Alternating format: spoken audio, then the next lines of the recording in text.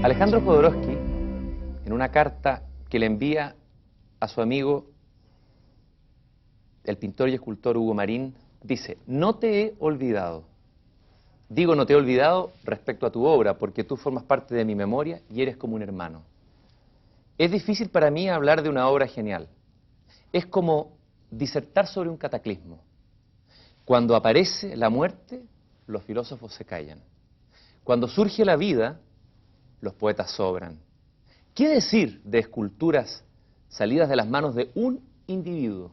Tú, hermoso y humilde Hugo Marín, que se pueden colocar no solo sin desdoro, sino con ventaja, junto a otras emergidas de una vasta civilización precolombina? Desgraciado salvaje, has sido capaz de vencer al tremebundo tiempo. De tan moderno que eres, te has hecho antiguo. Por ti se desliza la historia como una culebra bendita. Igual a la flor del loto, emergiste del pantano negro del sexo asesino para llegar al nivel iridiscente y abrirte en total y floral recepción de la luz. Parece mucho lo que te estoy diciendo, y es nada. No describo más que tus talones. Y más adelante dice: qué maravilla que el arte, el genuino, aquel que hace llorar de vergüenza a los académicos y a los autocélebres, se haya manifestado en ti para nosotros tus amigos. Ni más ni menos ha permitido que Dios aparezca en lo que quizás, con la ceguera de los genios, creas es solo una obra sencilla y linda. Canalla exuberante, has creado objetos que delante nuestro mueren y viven eternamente. Dice Alejandro Jodorowsky sobre Hugo Marín. Y aquí está conmigo el canalla exuberante de Hugo Marín, el desgraciado salvaje que ha hecho con su propia mano y su propia alma y su individualidad lo que habían hecho civilizaciones precolombinas a través de los tiempos. Gracias, Hugo Marín, por estar aquí en esta conversación. Muchas gracias. Lo primero muy hermosa la carta de Alejandro Jodorowsky. Es muy del corazón. Es del corazón. Sí. Y yo creo que quizás de ese órgano podríamos partir hablando. Tengo la impresión de que toda tu obra y tu poética y tu trabajo y tu estética parte más del corazón que de la cabeza. Lo creo, participo de esa misma teoría, diría, que en realidad pensar con el corazón es pensar de un nivel intuitivo y mucho más sensible que el pensamiento cerebral. O sea, son niveles más sutiles, más profundos, como diríamos a una diferencia de lo que podría ser en el nivel intelectual o molecular en relación a lo que podría ser en física cuántica un nivel más profundo y de mayor energía y de mayor orden. Entonces, cuando percibes esos estímulos mentales, vienen del corazón. Ojalá siempre los pudiéramos tener. Ahora, ese nivel energético del que tú hablas es como el nivel al que ha llegado tal vez la filosofía oriental, a donde han llegado los místicos, a donde han llegado los artistas. Y me da la impresión que es ese nivel o ese océano, el océano de la nada, dices tú por ahí en uno de tus catálogos, es donde tú te sumerges permanentemente para crear. Bueno, para mí es muy importante porque soy profesor de meditación trascendental, entonces la practico y la he enseñado por años. O sea, recibí la técnica de meditación trascendental de Maharishi Mahesh Yogi en el año 66 y lo recibí directamente de él. Y lo volví a retomar en el 74, después me hice profesor y seguí continuamente hasta ahora, que siempre lo practico 2 veces al día. ¿Qué es lo que es la meditación trascendental? ¿Se puede explicar o se puede definir o se puede decir algo sobre ella en palabras? Bueno, bastante simple. La meditación significa actividad mental y trascendental ir más allá de la actividad mental. Esa actividad mental se detiene en algún momento durante la práctica y se produce un silencio o vacío. Entonces yo creo que tiene alguna relación con este mismo planteamiento, que es la belleza de pensar, tiene alguna relación también con el pensar que es muy importante, pero es mucho más importante dejar de pensar. Ujú. Entonces, cuando detienes el pensamiento, y eso no es para forzarlo, ni es una concentración, sino que se va reduciendo la actividad mental y detectas un nivel de infinitud, Ujú. de no tiempo. Y te lo diría incluso como una analogía. O sea, en Alicia ante el espejo, cuando se acerca a la reina de rojo, Lewis Carroll, Ujú. camina unos pasos y la reina se aleja, da otros pasos más y se aleja. Entonces ella piensa que realmente si al acercarse se aleja la reina de rojo, ella va a retroceder. Y cuando retrocede se encuentra que está frente a la reina de rojo. Entonces esto es una técnica que significa reducir la actividad, disminuir. Es el camino sin camino, como se le llamaba en el taoísmo también, el Wu Wei, camino sin camino. O sea que va reduciendo hasta llegar a una pura potencialidad que es el absoluto, la infinitud y lo que siempre estás buscando. ¿Cuál sería la relación o la analogía o la oposición entre meditación y arte? Tú te mueves en esas dos aguas, como meditante o como profesor de meditación trascendental y como artista. ¿Son dos actividades distintas o forman parte del mismo continuo, apelan a lo mismo, buscan lo mismo? O sea, cualquier actividad puede ser una actividad creativa, cualquiera, desde el dueño de casa, es el tener ese contacto de pura potencialidad, que es un vacío, entonces te ordenas mentalmente y percibes también esa inspiración, que lo podríamos llamar la musa o el duende, o como se le ha llamado en distintas culturas, que también en el chamanismo, en África y en el mundo precolombino, que es un mundo que tiene esas relaciones, de misterio y de poder, poder organizador y cómo puedes también ayudar a sanar, como decía también Alejandro Jodorowsky, que lo encontré muy interesante, que el arte es para sanar. Ujú.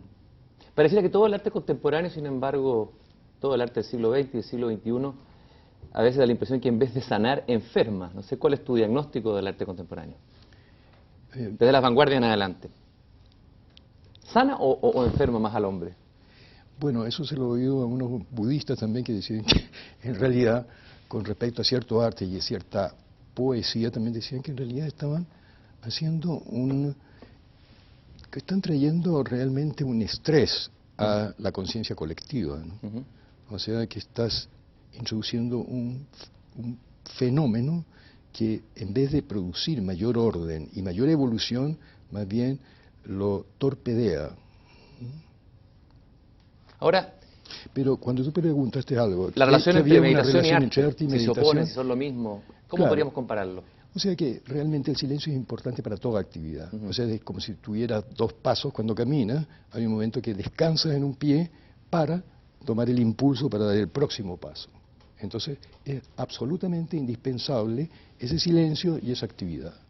Silencio y actividad. Lo mismo que cuando duermes se vuelve absolutamente indispensable cuando tienes que pasar a la actividad. Estamos rodeados de tus obras, o parte de tus obras, de partida por esa maravillosa escultura que se llama Peregrinación a la Nada. Es una de las que más me gusta de tu obra. Y me gustaría que comenzáramos hablando desde esa escultura de tu trabajo, desde luego como escultor. ¿Por qué peregrinación a la nada? ¿Qué significa peregrinar a la nada? Es por un cortejo, ¿no? Y yo creo que ese cortejo también lo veo en el cortejo de las machis, en esta exposición muy interesante en el Bellas Artes, de las machis araucanas, que también van hacia un camino donde se contactan con ciertas energías y esas energías que son poderes sanadores. Ujú. Entonces aquí se llama la diosa nada. ¿Y cuál es la diosa nada? Eso a mí me inspiró viendo una escultura de Nepal, del Tíbet, y que realmente era un marco, así como un marco para una nada. No había ni fotografía, ni una escultura en el medio. Entonces el peregrinar es la idea de caminar hacia una nada. O sea, vas disminuyendo la actividad hasta llegar a esa diosa nada que también te atrae. Hoy podríamos llamarlo la nada mismo que un dios o la diosa o un comité de dioses. Un comité de diosas también, ¿no? También. Las diosas juegan un papel importante en tu obra, tú las citas mucho, tú hablas de la Pachamama, estás rodeado de diosas, hablas ahí de Calima, hablas de... Y hay una diosa muy importante, y traje un librito que a lo mejor te puede interesar, que se llama la diosa blanca, una diosa muy importante en el mundo mediterráneo y que estudia aquí Robert Graves. ¿Con cuál de estas diosas te sientes, de cuál de estas diosas te sientes más cercano, Hugo? Bueno, en el recuerdo yo creo que es la Virgen María. Ajá. Así, ¿eh? Claro. O sea, Jung ha hablado en realidad de el sentido de la Virgen como la parte de la divinidad, la parte femenina de la divinidad. ¿Y la diosa blanca? ¿Cuál es tu relación con la diosa blanca? No, he leído, pero realmente no es algo que me lleve, que tenga una realidad para mí de la diosa blanca. En realidad me interesa la diosa Kali, La diosa Kali, sí. que es un aspecto también destructivo de la diosa o de la naturaleza, que también es necesario para la evolución. Pero indudablemente que de pronto empiezan a predominar los elementos destructivos de la sociedad en la que estamos viviendo. Entonces, cuando hablas de Kali, fue muy interesante para mí cuando vi a Maharishi hablar después de una visita en Colombia. Dijo que había una relación entre la diosa Kali y Calima en Colombia, que es una zona en Colombia, y de pronto así ya en imaginación puedes pensar que el cartel de Cali está introduciéndose como un elemento también con la droga. Y claro, y mucha gente cuando se habla de la diosa blanca piensa que es la cocaína, ¿no? Claro, pero no hablemos de eso porque eso ya es fantasía. Y vivimos en el Kali Yuga, además. Estamos en el Kali Yuga. Estamos en el Kali Yuga. Pero tu relación como artista, ¿qué te atrae más? ¿Las fuerzas de la destrucción o te interesan para tu arte o las fuerzas de la creación? ¿Se oponen? ¿Son la misma? ¿Cuál es tu relación con las fuerzas cósmicas, digamos, de destrucción o de creación? Yo creo que el elemento de construcción es el sentido de evolución, pero también hay pausas de destrucción. O sea, es necesario para la evolución unos momentos de destrucción. O sea, cuando tú te mueres también hay una destrucción, pero pasas a otra evolución. Pero cuando empiezan a predominar los elementos destructivos, en realidad ya empiezas a destruir el elemento evolutivo de la vida y de la naturaleza. Entonces se trata de frenar ese elemento destructivo. Y como estamos viviendo en un elemento destructivo en el cual se te habla de arte y te dice qué tipo de arte o qué arte es, porque hoy es una expresión como el arte de extraer información, que uno puede entender lo que es la tortura, ¿no? Tus cuadros y tu pintura también me da la impresión que bucean o buscan en el momento de la creación. Por ejemplo, ahí tenemos dos hermosísimos cuadros. El de la mano derecha, que es... ¿Cuál es el título? ¿El de allá? ¿El de la derecha? Sí. Sí, es el surfing. El surfing. Surfing. ¿Y el otro es? El otro es...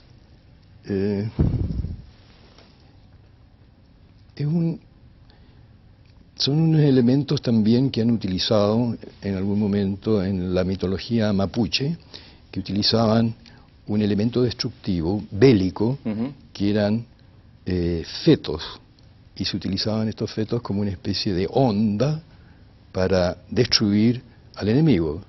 Y a mí me gustó la idea, pero esos son nombres que le pongo a algo cuando estoy dibujando con algo o creando algo. Entonces después surgen los nombres. Y no me acuerdo el nombre, ¿cómo le puse? Detrás dice. Bólido de fuego. Bólidos de fuego. Bólidos de fuego es eso mismo. Es la idea de un bólido que va a crear destrucción.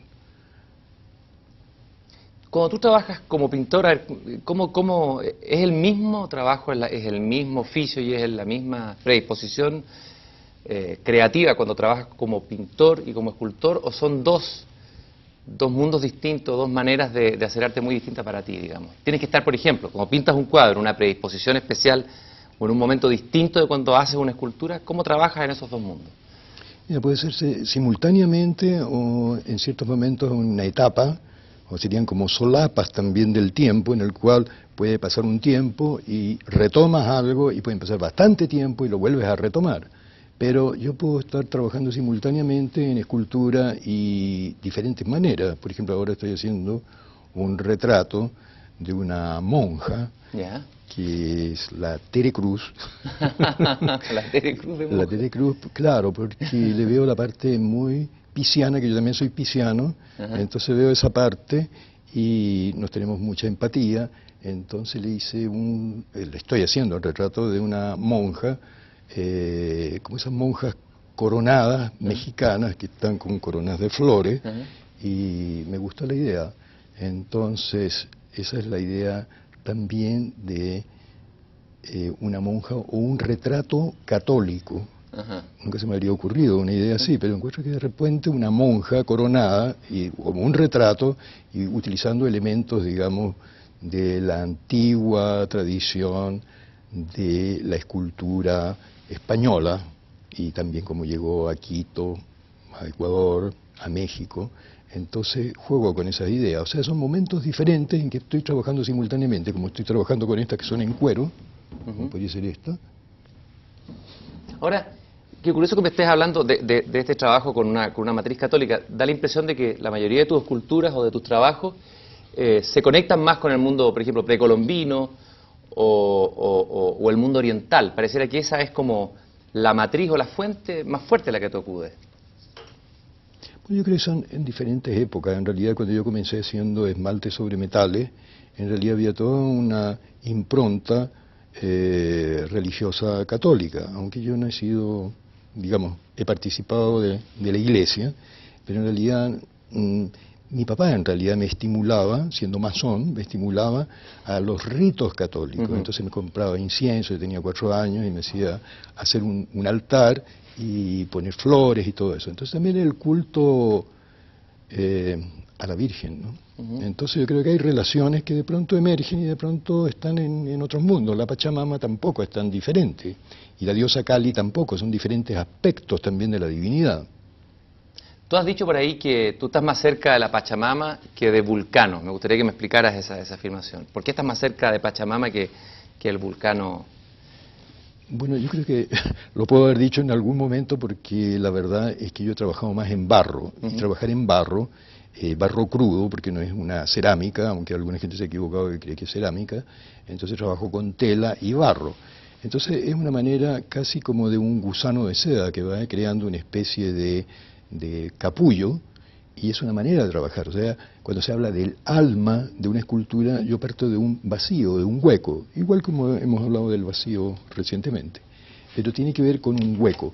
En cambio, Vulcano tiene que ver con la fundición, pero parece que me llegó de una manera interpuesta por la fundición de figuras como esta que la he hecho en bronce. Entonces eso apareció después, pero antes me había referido a la escultura como más en relación con Vulcano que con el barro. Pero ahora estoy en Vulcano y en la diosa Nada. El barro, tú trabajas mucho con lo que dijiste recién, el barro crudo. ¿Por qué el barro crudo y no el barro cocido? ¿Por qué esa opción? ¿Por qué te interesa trabajar con ese material? ¿Qué es lo que hay ahí en ese barro crudo que no estaría en el barro cocido? Bueno, habrían elementos técnicos, pero también porque me gustaba el barro. O sea, he hecho pintura, he hecho pintura en barro, en adobe, y me gusta la cultura del adobe. Me gusta en la arquitectura en adobe. Hay toda una cultura. O sea, alguna vez leí, por ejemplo, que leyendo un artículo sobre el adobe, que eso tenía mayor relación con algo que tuviera una prestancia para que perdurara. No podría haber una universidad, por ejemplo, hecha en barro, pero indudablemente que no ha habido. La Universidad de San Marcos en Milán es de barro, las iglesias son de barro, hay toda una cultura del barro que es muy importante. Entonces me llamó la atención que notaran algo que era tan equivocado con respecto a lo que es el barro. Tú tienes una especial sensibilidad y una maravillosa capacidad para jugar con los materiales y con las cosas que se te aparecen. Es decir, por ejemplo, eres capaz de encontrarte con una zapatilla en la calle o con un sillín de una bicicleta y desde ahí imaginar o construir metamorfosis hasta producir objetos o esculturas como esta que estás trabajando ahora, esta singular zapatilla. Me gustaría que me contaras la historia de cómo surge. Bueno, en realidad cuando la vi, en realidad no la encontré botada en la calle, sino que la encontré en la calle Victoria y, y me gustó porque con tan poco se interviene, ¿no? Entonces, ¿cómo la sitúas y cómo la vas a colocar y todo? Pero me gustó que con 3 elementos, que era el pelo, que también es cuero, y esas 2 conchitas que están en los ojos, y este elemento también de la zapatería lo puse como diente. Entonces a mí me gusta esa idea de jugar con muy poco, intervenir con muy poco y que se realice algo. Y además que es una invitación muy pedagógica, ¿no? Enseñar que con muy poco se hace. O sea, estamos muy condenados por una academia que todavía arrastramos, ¿no? Y la neoacademia se puede crear en 1 año, en 2 años, 3 años y después sigue, pero viene otra neoacademia. O sea, las academias yo creo que tienen relación también con los internacionales del arte que de repente crean una sigla de que esto es el arte. Y el arte es un concepto. Y el concepto es un ejercicio intelectual o sociológico en lo que se plantea como arte. Uno se pregunta, pero ¿dónde está el arte? ¿No? ¿De dónde surge? ¿Surge del corazón o surge del cerebro? Entonces también tiene una relación que a mí me gusta, que es lo que se refiere el error del intelecto. El error del intelecto, que en sánscrito es para apragyan, que es la idea de la equivocación del intelecto que cree que esa es la realidad. Pero es cuando esa realidad está desconectada de esos impulsos que vienen, llamémoslo del corazón, de esos impulsos profundos, que es la conciencia pura. Una conciencia pura que es diferente y es la que tú experimentas cuando interiorizas durante la meditación, vas a esos niveles de menor actividad mental y llegas a un estado de vacío, que es lo mismo que la diosa nada, llega a ese estado de vacío absoluto. Y esa es la pura potencialidad. Entonces, ese elemento es muy importante. Entonces, el error del intelecto es que está registrando una realidad muy exterior. Han habido analogías que son muy bonitas, una que es la carroza, ¿no? La carroza que lleva los caballos, el que conduce la carroza y el amo de la carroza que va dentro de la carroza. Pero de repente los sentidos se trastocan, se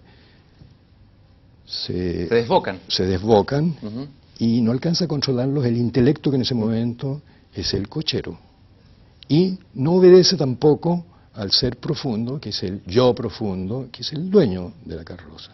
Entonces se pone el énfasis o en los sentidos desbocados o en el cochero, que es el intelecto.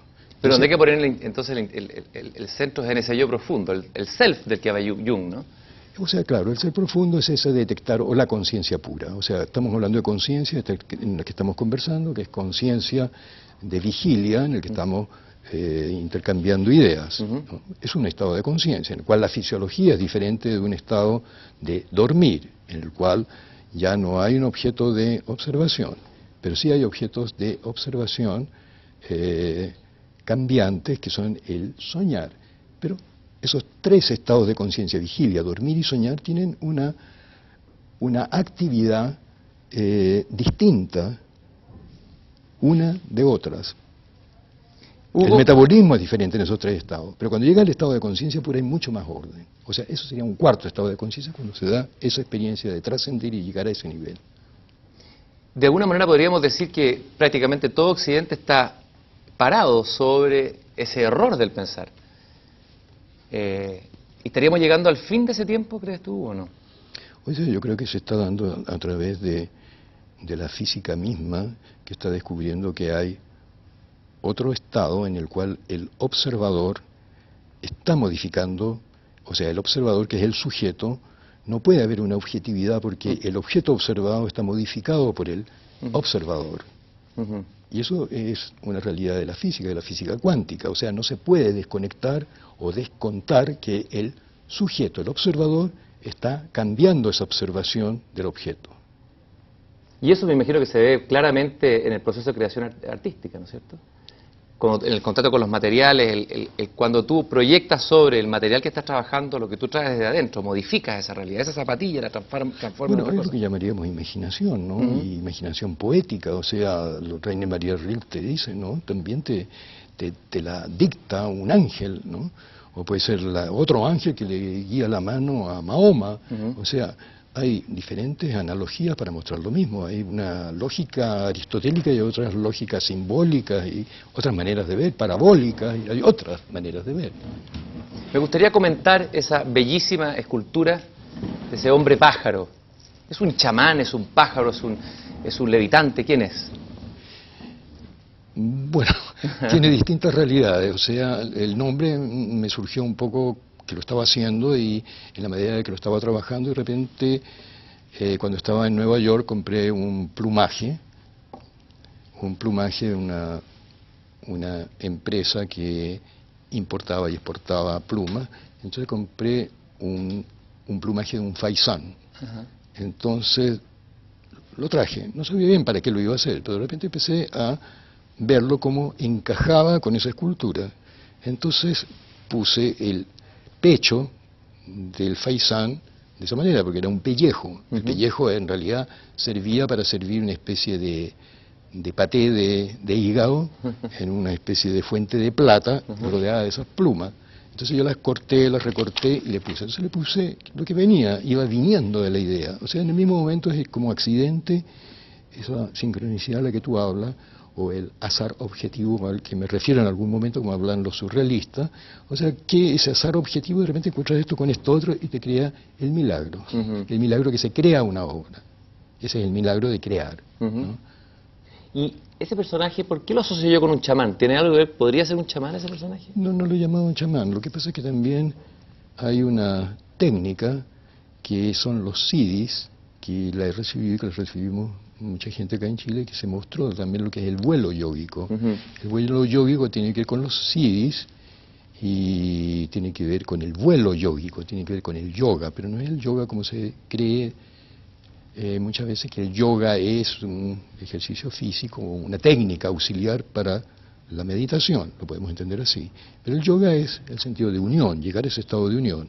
Entonces, cuando se habla de los Yoga Sutras de Patanjali, Maharishi Patanjali, se habla de una tradición de conocimiento en que hay fórmulas para que el cuerpo se haga tan liviano que tenga ese impulso a levantarse. Y eso se está aplicando para crear mayor coherencia, a esa influencia de mayor coherencia y ir alejando esos elementos destructivos en la sociedad en la cual estamos viviendo. Entonces, esa es una técnica para aplicarla en ciertos lugares en el mundo, y por eso se ha estado enseñando en todas partes del mundo, y en Chile también. Yo partí leyendo una carta que te escribió tu amigo Alejandro Jodorowsky. Tú perteneces a un momento en Chile, un momento muy, muy rico en términos estéticos, poéticos, de gran locura creativa, de personajes como Estela Díaz, de Alejandro Jodorowsky, la época de Enrique Lihn. Ese es Chile. Y quería leer un fragmento que tú mismo escribiste, haciendo un recuerdo de un encuentro con una diosa blanca chilena que sería la Estela Díaz, podría ser la diosa blanca de Chile, ¿no? Estela Díaz Barín, como me corrige ella. Estela Díaz Barín, ¿no? Barín. La gran poeta, poetisa. Dices tú que aún no tenía 20 años y en una ocasión la gran Estela Díaz, la poetisa, la musa inspiradora de nuestra generación, me dijo: anda y piérdete en el camino de los aromos del cementerio general y ahí te encontrarás con el tufo que te lleva al pudridero de la fosa común de quienes hemos sido y también seremos, dice ella. Y tú dices: en unas cuadras llanas y baldías, quemándose arrastradas y lentamente, estaban los cuerpos resecos de cabelleras blancas, asoleadas y rubias, bailando la danza macabra a la intemperie. Y estas imágenes me acompañaron en este proceso de creación en esmaltes champlevé sobre cobre. Pero lo interesante es que luego dices que pasado el tiempo, retomo el hilo conductor de una espiral cósmica del hoyo negro, donde seres humanos también bailan en el espacio de otras dimensiones y direcciones. Primero, recordemos ese momento, recordemos la figura de Estela Díaz, tu relación con ella, y cómo ella te enseñó, te dio una pista, parece, que luego tú retomarías mucho tiempo después en tu propia pintura y tu creación. Esta idea de la danza cósmica y de la danza de la muerte. Claro, la verdad es que veo que hay un hilo conductor de algún momento en que hice esos esmaltes, que en los años 50, gané un premio, me fui a Europa con una pintura, y era esa idea, era la idea de lo que había vivido, que me había impresionado mucho, que era este pudridero. Uh-huh. Y la verdad es que de pronto estoy haciendo un cuadro que es una especie de espiral hacia la nada o un hoyo negro, Uh-huh. y eso me gustó, y de pronto lo relacioné con eso anterior. Y lo veo porque estoy haciendo una exposición, estoy mostrando estos esmaltes de los años 50 y una escultura del 2000. Perdón, de una pintura del 2000. Y esa pintura es el hoyo negro, ¿no? Que es una espiral en que van desde elefantes, personajes, no están ahí en el cuadro, pero es la idea de que un hoyo negro pasa de una dimensión a otra. Uh-huh. O sea, la danza macabra medieval se transforma en la gran danza cósmica. De la gran danza cósmica, exacto. Estaba pensando, mirando tus pinturas, no sé por qué se me ocurre pensar en Heráclito, el filósofo presocrático, quizás porque era el filósofo del movimiento, del dinamismo constante, el que decía que uno no se baña dos veces en el mismo río. ¿Te resuena algo que te diga esto? Bueno, me resuena mucho porque en realidad es la gran paradoja que lo que siempre cambia es el absoluto. Uh-huh. Lo que siempre cambia es el absoluto mismo. Entonces te subordinas a ese cambio absoluto, entonces el campo relativo, cambiante, también se subordina a lo siempre cambiante, que es el absoluto mismo. Lo que siempre cambia es el absoluto. Eso es muy hermoso porque a veces nos ha enseñado en la infancia tal vez que el absoluto uno se lo imagina como algo inmóvil, ¿no es cierto? Eterno, permanente y tal vez rígido incluso. Qué bonito esta idea de que el absoluto cambie. Es decir, que el absoluto se va reflejando en el cambio. Uh-huh. O sea, es lo mismo en relación al detener, que también es un cambio de la actividad, que son dos pasos. Detienes y sigue. Un paso para caminar, otro paso que descansa en otro pie. Claro. Entonces, no es diferente también de ese absoluto que también está en el dormir y en la meditación, por supuesto. Eso es lo que realmente está reflejando el arte. Y cuando deja de percibir, es que el arte empieza a perder su raíz, su relación de lo que es el arte, y lo que es cultura, lo que es creación. Y eso está en un aborigen de Australia, que con sus intuiciones ven una visión ecológica del mundo. Uh-huh. Porque a veces hemos tenido una tradición académica centroeuropea en que se cree que esto es la realidad y los otros artes son artes degradados, ¿no? Tú te has interesado justamente en ese arte, por ejemplo, te has conectado con los jeroglifos de Nazapa, en 1984, en Arica, el Huaca en Arica. ¿Cuál es tu contacto con ese mundo, por ejemplo, andino, precolombino? ¿Qué has aprendido ahí, qué has encontrado ahí para tu propia creación, Hugo? Bueno, son objetos de poder. O sea, yo tengo algunos y me gustan mucho porque es algo tan vivo que lo tiene porque están hechos con arte. Y ese arte es espléndido, ¿no? Me hubiera gustado traerlos, mostrarlos, pero no había el campo para eso. Pero ves, por ejemplo, una escultura en piedra que es como una vasija y es una llama ahuecada en piedra. Y junto con eso hay un sapo detrás. Y es un coito entre la llama y el sapo. Uh-huh. Es una sola escultura preciosa, pero lo que está representando es la unión de la tierra con el agua, Uh-huh. y ese es el barro, ¿no? Y eso es la fertilidad. Entonces cuando lo ves que ese arte está representando algo tan importante, cuando lo ves te llega, porque tiene emoción, porque tiene impulso, y eso es lo que llega. Entonces, ¿por qué tengo elementos así? También ahora que estoy viendo cosas mapuche, muy interesantes en piedra. Uh-huh. ¿Y qué has aprendido de los mapuches? ¿Qué te ha interesado de los mapuches para la creación estética o artística? Bueno, alguna vez conocí a Leonel Lienlaf, que me interesó mucho, que es un poeta mapuche, y me invitó a conocer su casa, cerca de Temuco, entre Temuco y Valdivia, y él es un poeta maravilloso. Y además, me gustó mucho porque cuando llegaba, que era una ruca, y llega y empieza a avalar una oveja. Y dice, oveja, oveja, y se dan un abrazo tan maravilloso, tan bonito. Qué bonito, ¿eh? Muy bonito. Hugo, mirando alguna de tus cabezas, de tus esculturas, no están algunas aquí, por ejemplo, esta que podríamos mostrar acá, pulsando al eco, no sé si podemos mostrarla ahí en la cámara. Esta otra, que me gusta mucho, muchísimo, que es la cabeza azul. Ahora, Sí. háblame un poco de esa cabeza azul, que es de las que más me gusta, no sé por qué, de tus esculturas, la que más me ha tocado, junto con la de la nada. Bueno, a mí me ha gustado la idea también de la boca abierta, y la idea de la boca abierta es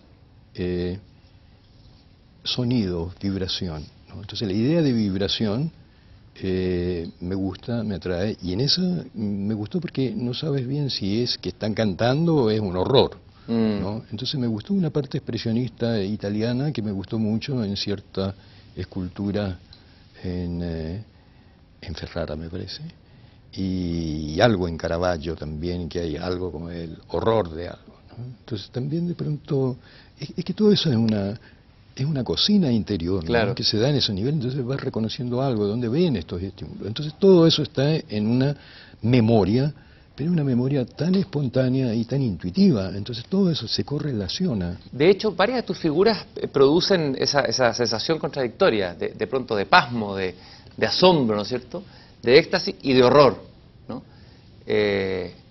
¿Se podría decir que son dos polaridades tuyas? Yo no diría eso. En realidad, yo hice una escultura que fue muy significativa para mí en esa época, que tenía un lugar que se llama la Casa de la Luna, en que venía también Enrique Lin y otras personas, y Jorge Atelier y mucha gente, y la Enrique Lafourcade. Y era un lugar que yo dirigía, ese lugar que era un café, bar y con una galería de arte.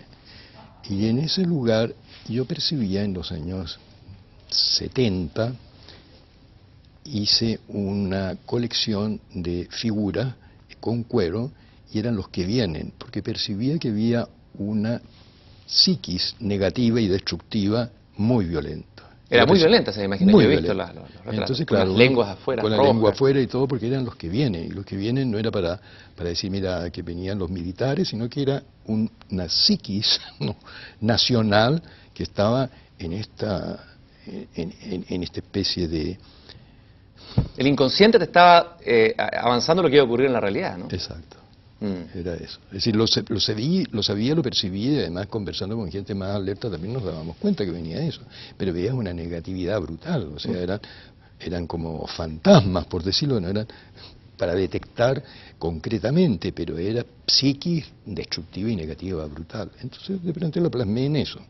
Entonces, la atracción por el hórrido no es tanto. Bueno, alguna vez este crítico de arte, no me acuerdo, hablaba de el gusto por lo hórrido, y tal vez, no sé, pues para esa época a lo mejor no encontraban que era hórrido, pero no era tan hórrido, eso fue antes, mucho antes del golpe, eso fue en el 64, 65. Pero en el resto de tu obra hay al contrario, una búsqueda de la armonía, hay un juego, hay mucho humor también, hay mucha levedad y mucho sonido. Eso es lo que te quería comentar, y tú lo decías recién, esta vibración, estos personajes que da la impresión que están produciendo. Hay uno que se llama el eco, que está pulsando al eco, ¿no? Sí. ¿Cuál es tu relación con los sonidos y con la música para la escultura misma, para tu trabajo de escultor? Bueno, hablando de tu tío, Enrique Lin, ¿sí? Nos invitó a participar de algunas personas en una casa, que era creo la de Marina Solimano, y era un homenaje a Tarzán. Y a él parece que le interesó mucho el tema. Yo no tenía mucho que ver con Tarzán. Yo venía llegando de la India, había estado 8 meses en la India, y me dijo, bueno, ven con ropa de la India porque queremos que todos nos disfracemos. En realidad fuimos muy pocos los que nos disfrazamos. Yo vine con un traje medio hindú, entonces Enrique Lin me presenta y a periodistas y filmando esto, y no tenía idea de todo esto. Entonces me dice el profesor de meditación trascendental. Vestido de esto.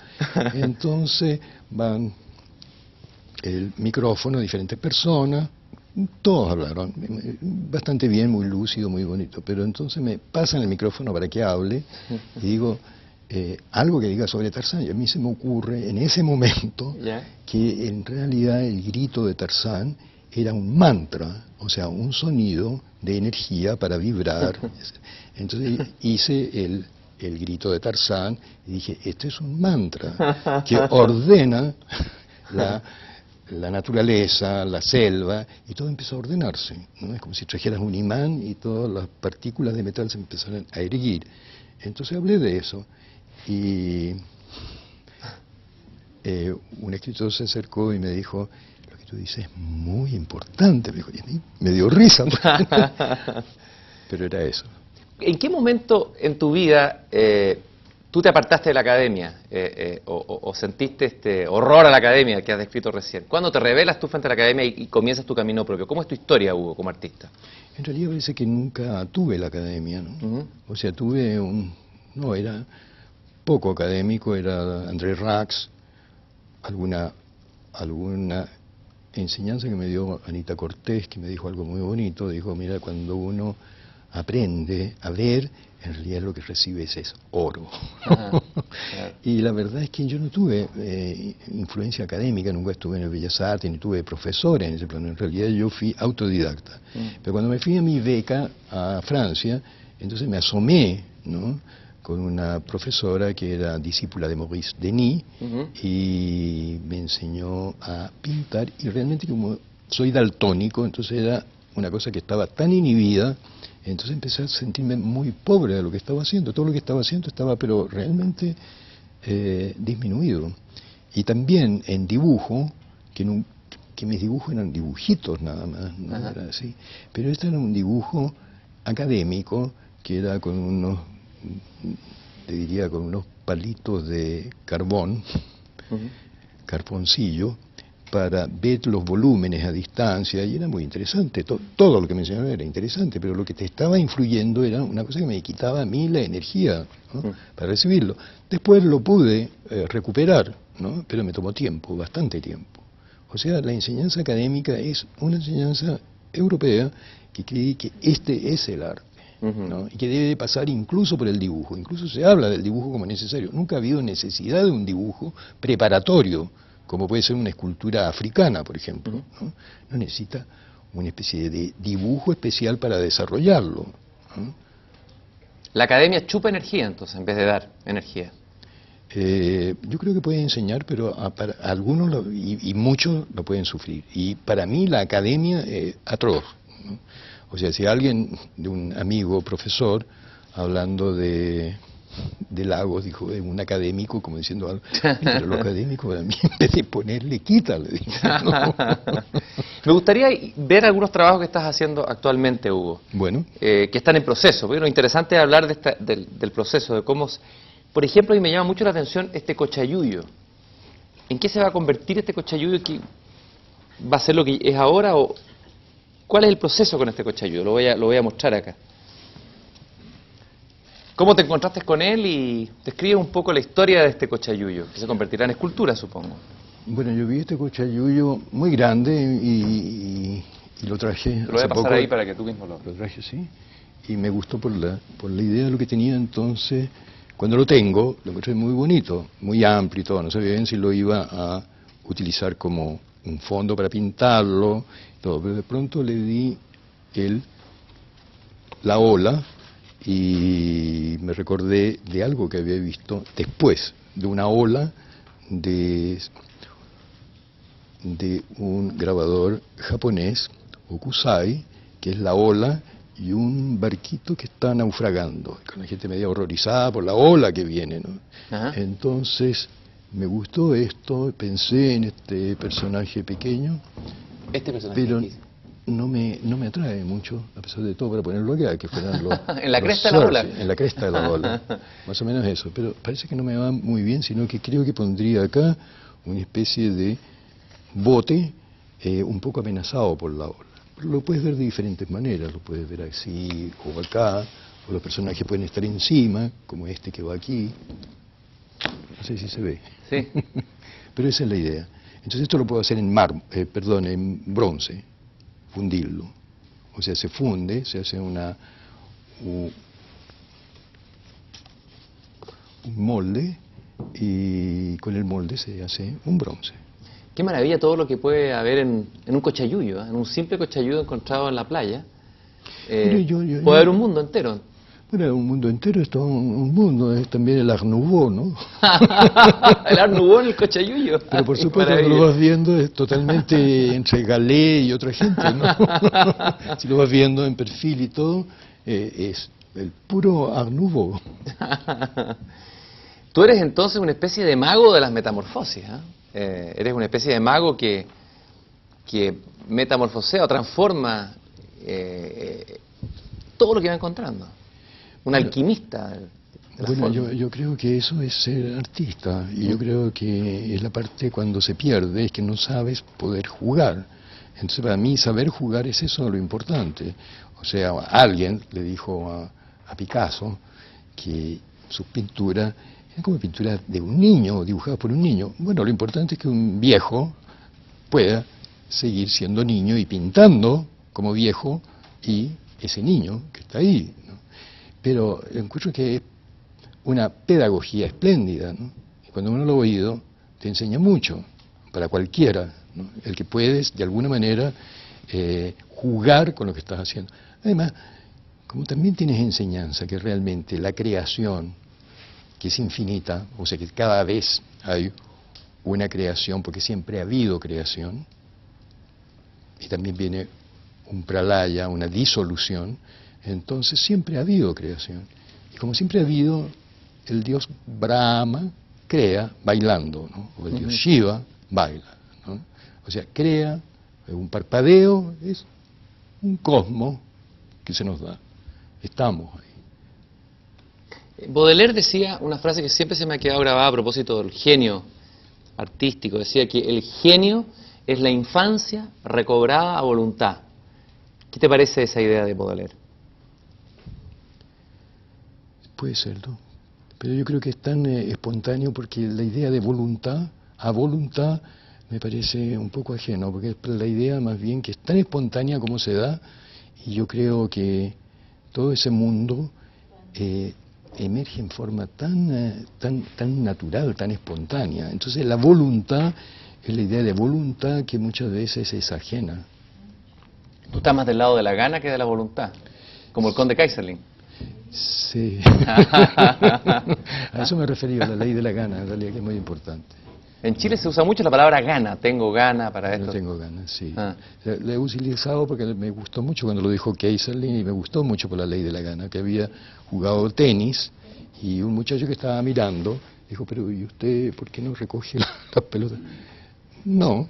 ¿Pero cómo? ¿Y por qué no los trae? Porque no me da la gana. Entonces, era muy definitorio esto de la ley de la gana. Entonces también encuentro que la ley de la gana es muy importante. A pesar de que Kaiser la veía como negativa. Puede tener un elemento negativo y en el arte es muy positivo, ¿no? No, yo creo que es el de maravilloso. Estaba cansado la voluntad alemana. La ley de la gana es otra cosa, ¿no? Es del impulso, ¿no?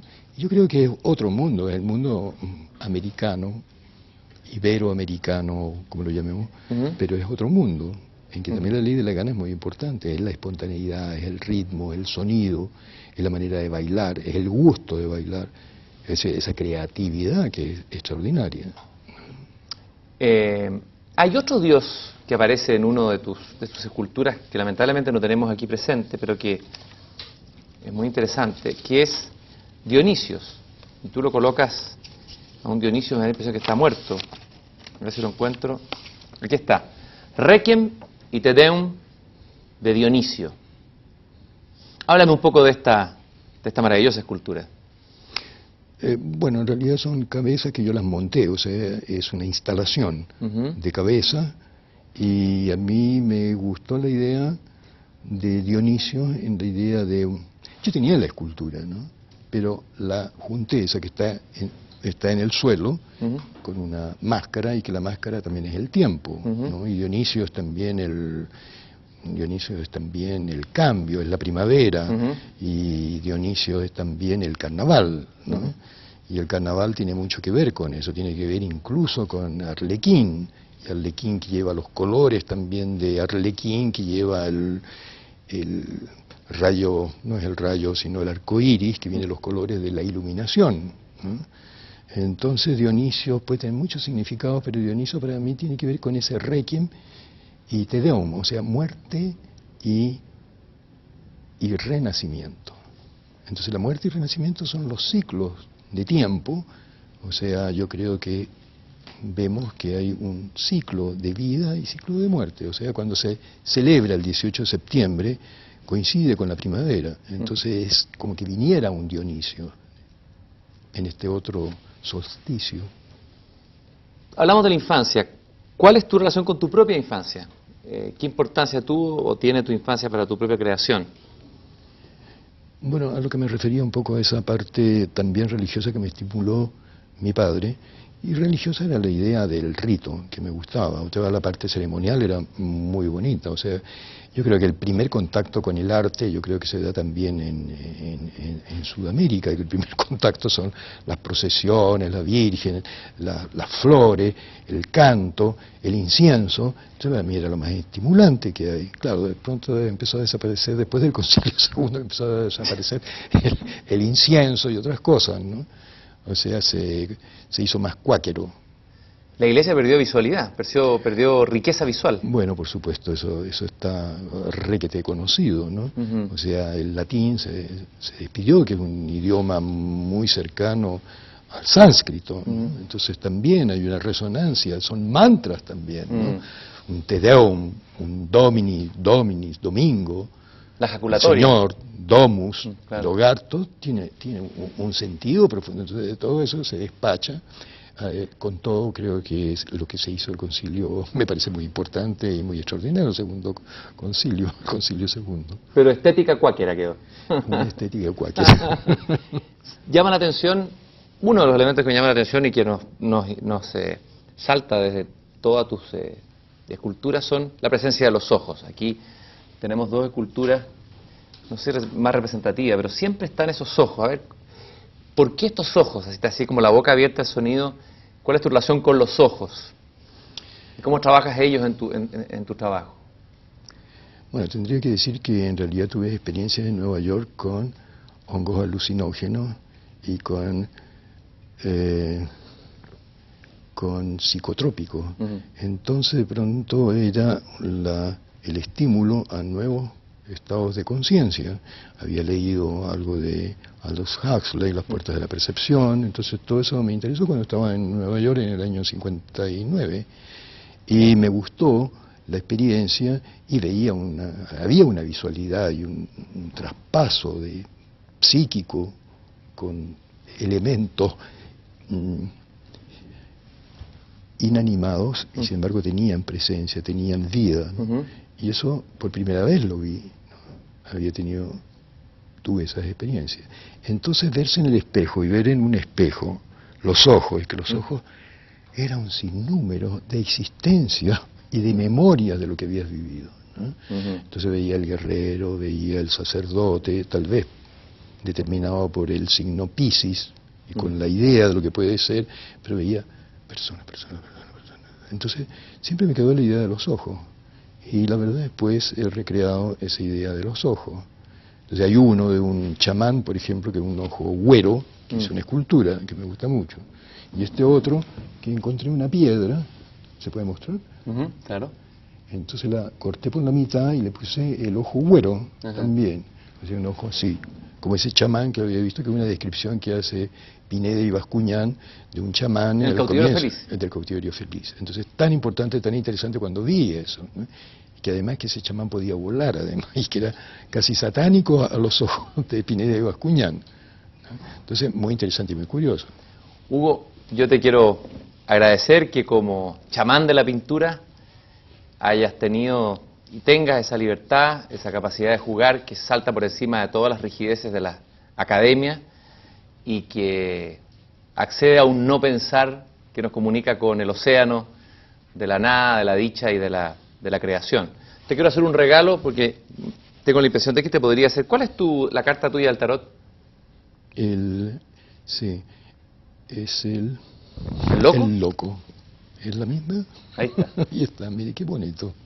Para ti.